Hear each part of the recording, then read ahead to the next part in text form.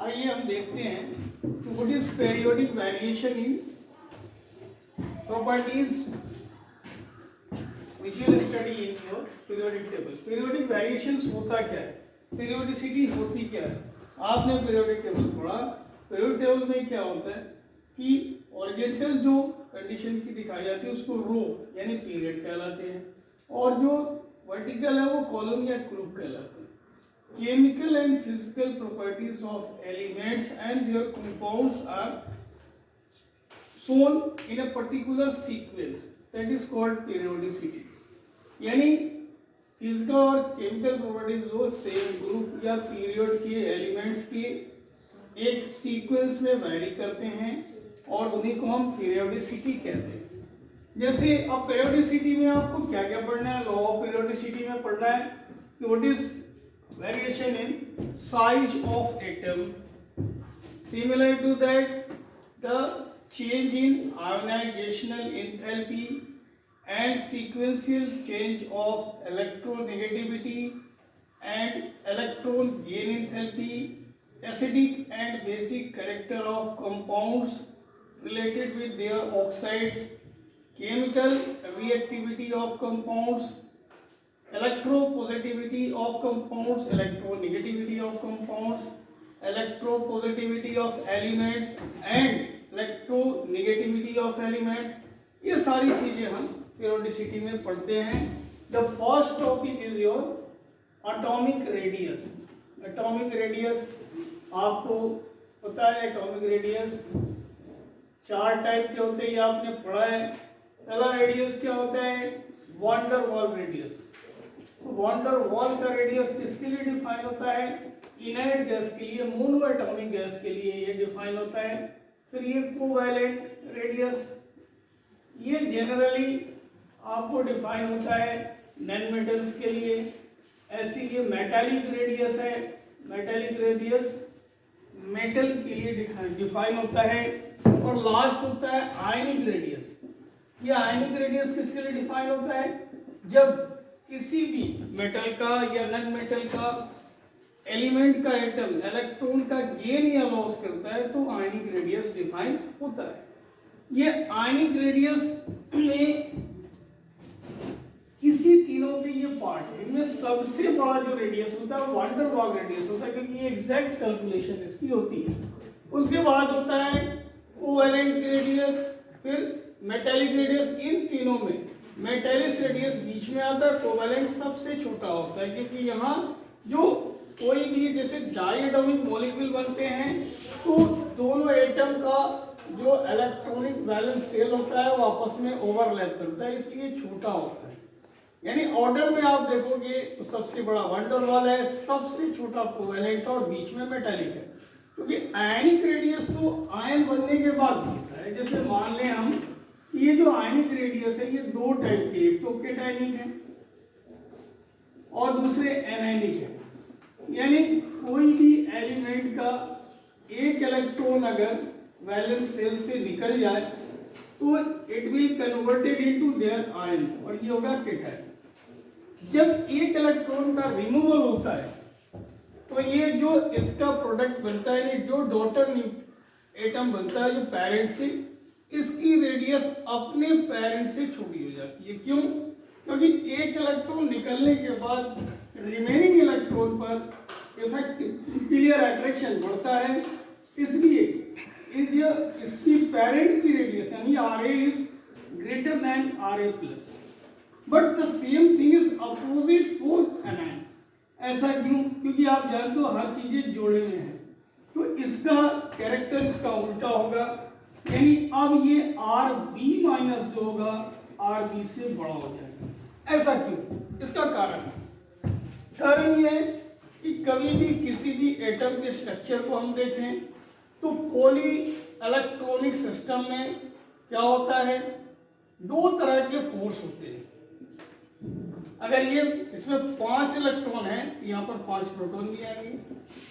2 तरह के फोर्स कौन सा होते हैं, एक तो न्यूक्लियस, जितने भी इलेक्ट्रॉन्स है किसी सेल में है सबको अट्रैक्ट करता है, यानी attraction between the nucleus and electron. That is responsible for contraction of the radii. अगर न्यूक्लियस पर केटायन बढ़ता है यानी पॉजिटिव चार्ज बढ़ता है तो वो बाहर के ऑर्बिट के इलेक्ट्रॉन को अपनी ओर खींचता है, जिससे इसमें इसकी जो आउटर मोस्ट ऑर्बिट होती है छोटी हो जाती है, कॉन्ट्रैक्ट हो जाती है। लेकिन अगर इसमें कोई इलेक्ट्रॉन बाहर से घुसता है तो दूसरी फोर्स जो होती है इंटर इलेक्ट्रॉनिक फोर्स, यानी यहाँ किसी भी एटम के अंदर दो तरह के फोर्स है, एक तो न्यूक्लियस और इलेक्ट्रॉन का अट्रैक्शन और दूसरा किसी सेल में इलेक्ट्रॉन इलेक्ट्रॉन के बीच का रिपल्सन। यानी जो फोर्स है ये फोर्स दो टाइप के हैं, एक तो अट्रैक्शन की जो सेंटर की तरफ खींचता है और एक रिपल्सन की जो इलेक्ट्रॉन इलेक्ट्रॉन रिपल्सन है, ये सेल के ऑर्बिट को एक्सपेंड करते हैं। एक्सपेंड करते हैं मतलब क्या, बढ़ाते हैं। तो अगर ये फोर्स हावी होगा तो सेल की साइज बढ़ेगी, रेडियस भी बढ़ जाएगी। और ये कंडीशन क्या होता है, स्ट्रॉन्ग होता है इसमें, यानी दोनों फोर्स में जो फोर्स हावी है वो उसके अकॉर्डिंग रेडियस को एडजस्ट करता है। अगर अट्रैक्शन हावी है तो रेडियस को कॉन्ट्रैक्ट करता है, अगर सेल में इलेक्ट्रॉन की रिपल्सन हावी है तो वो सेल को एक्सपेंड करता है, रेडियस को बढ़ाता है। Second case is possible for formation of anion and first case is possible for formation of cation. तो आप हमेशा याद रखोगे कि एनायन की रेडियस अपने पेरेंट से बड़ी होती है और केटायन की रेडियस अपने पेरेंट से छोटी होती है। अब आते हैं हम इस रेडियस की जो वेरिएशंस हो रहे हैं along the period along the group. आप अगर इस वेरिएशंस को अलोंग द ग्रुप देखें कोई दिक्कत नहीं है। ग्रुप के अलोंग क्या होता है, एक नया सेल जुड़ता है। जैसे आप लिथियम को लिखोगे तो लिथियम के न्यूक्लियस के चारों तरफ दो सेल हैं। ऐसे ही अगर हम सोडियम की बात करें तो नया इसमें एक और नया सेल जुड़ने लगता है। ऐसे पोटेशियम की बात करें तो इसमें 4 सेल हो जाते हैं।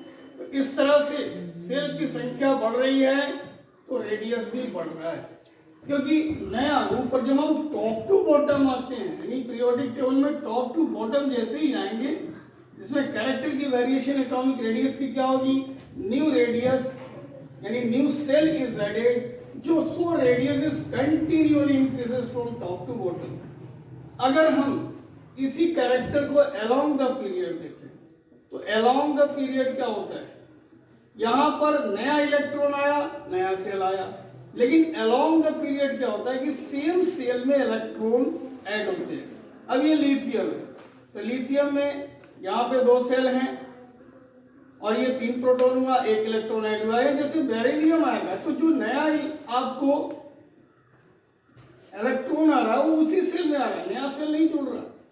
तो इलेक्ट्रॉन सेल में आ रहा है, उसके कोरस्पॉन्डिंग एक प्रोटॉन न्यूक्लियस में आ रहा है, यानी जो प्रोटॉन की संख्या बढ़ रही है और इस कारण न्यूक्लियर अट्रैक्शन भी इनकमिंग इलेक्ट्रॉन पर पड़ रहा है।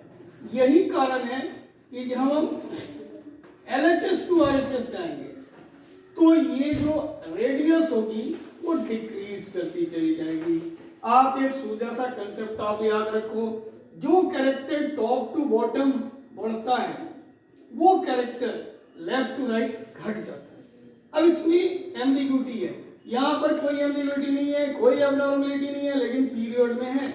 पीरियड में लास्ट मेंबर जो होता है, लास्ट मेंबर यहाँ पर कौन सा है, वो है इनर्ट गैस। और इनर्ट गैस में due to presence of completely filled orbitals, यानी इसमें जो ऑर्बिटल होते हैं वो कंप्लीटली फिल्ड होते हैं और इसी कारण 3, 4, 5, 6, 7, 8 इसी कारण ये सबसे बड़ा अपने पूरे पीरियड में सबसे बड़ा एटॉमिक रेडियस को शो करता है, यानी कि सबसे बड़ी वॉल्यूम होती है इसकी।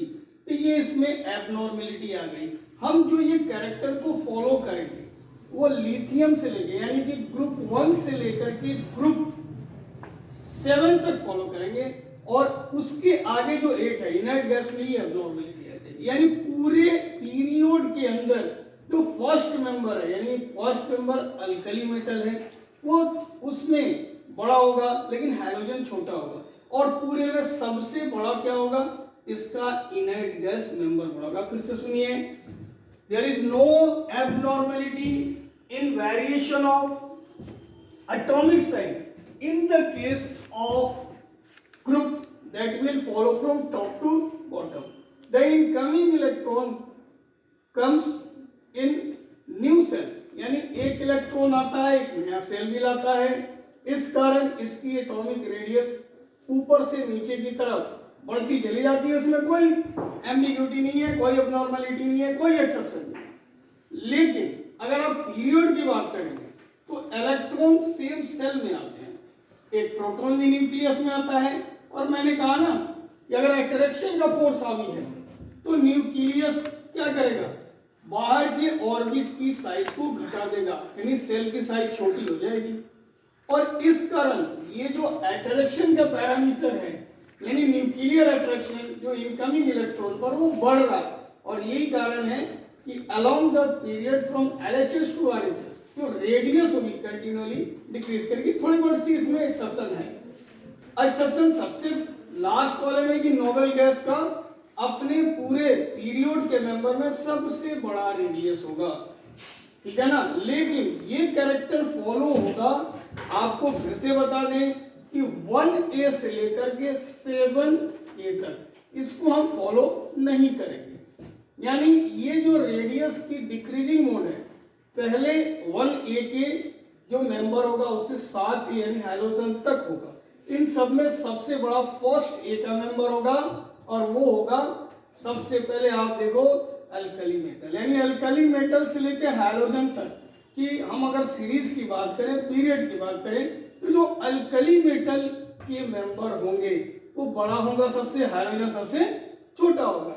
अगर आप एटॉमिक रेडियस की वेरिएशन को आप समझते हो तो आयनाइजेशन एंथैल्पी को भी समझ लोगे, क्योंकि जितना बड़ा रेडियस होगा, इस न्यूक्लियस से जितना दूर वैलेंस सेल का इलेक्ट्रॉन होगा उसका रिमूवल उतना बढ़िया होगा, उतना इजी होगा, वो उतना ज्यादा इलेक्ट्रोपॉजिटिव होगा।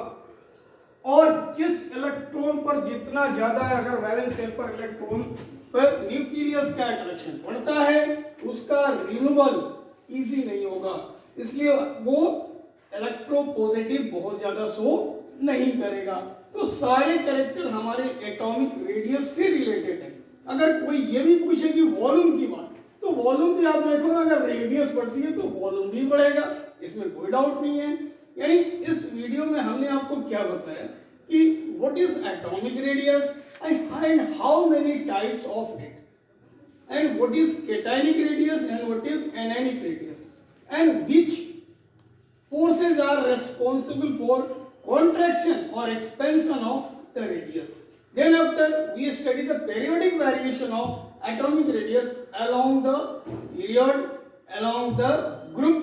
तो हमेशा ही जो पीरियड में हम पढ़ेंगे वेरिएशन LHS टू RHS पढ़ेंगे, लेकिन अगर ग्रुप में पढ़ेंगे तो टॉप टू बॉटम पढ़ेंगे। मैंने ये भी बताया कि जो कैरेक्टर टॉप टू बॉटम बढ़ता है वो लेफ्ट टू राइट घट जाता है, या फिर टॉप टू बॉटम अगर घटेगा तो लेफ्ट टू राइट क्या होगा, ये बढ़ जाएगा। जैसे मेटालिक कैरेक्टर पीरियड में आता है तो LHS टू RHS पीरियड में क्या होता है, मेटालिक कैरेक्टर घटता है। क्यों घटता है, क्योंकि मेटल से हम नॉन मेटल की तरफ आते हैं, मैंने पहले भी बताया है। लेकिन अगर आप टॉप टू बॉटम देखें तो मेटालिक कैरेक्टर बढ़ने लगता है, और मेटल्स हमेशा इलेक्ट्रोपॉजिटिव बनते हैं, इलेक्ट्रॉन देते हैं, इलेक्ट्रोपॉजिटिव कैरेक्टर भी बढ़ता है। और नॉन मेटल का हम उसको उल्टा इलेक्ट्रॉन लेंगे तो इलेक्ट्रोनेगेटिव कैरेक्टर पीरियड में along period LHS to RHS बढ़ने लगेगा। ओके।